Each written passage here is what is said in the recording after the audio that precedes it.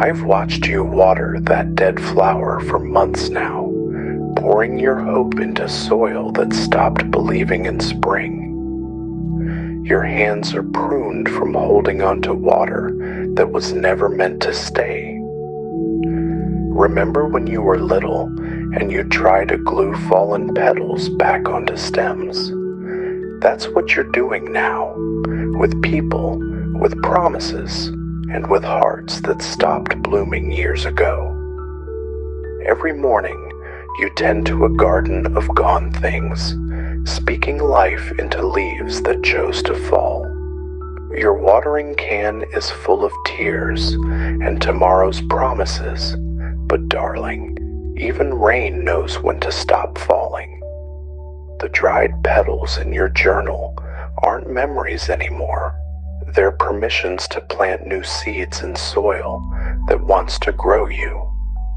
I've seen you bend yourself into unnatural shapes, trying to provide shade for flowers that were already reaching for different light. Trying to be someone's season when they've changed their weather. Here's what the wilted roses never tell you. Sometimes, the kindest gardening is knowing when to leave the flower bed empty. Those roots you feel tugging, they're pulling you toward your own blooming. Some flowers are seasonal, not perennial. Some gardens are visits, not homes. Some seeds are lessons, not failures.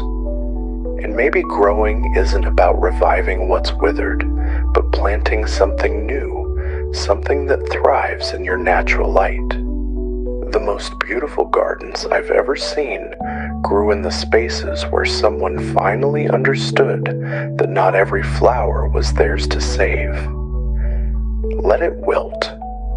Not because your love wasn't water enough, but because you're ready to grow something real. Even if real means an empty vase where forced flowers used to be. Trust the withering. Trust the fallow soil. Trust the spaces between last bloom and first bud. You're not killing it. You're letting it rest. And in that rest, you'll find your own season to bloom.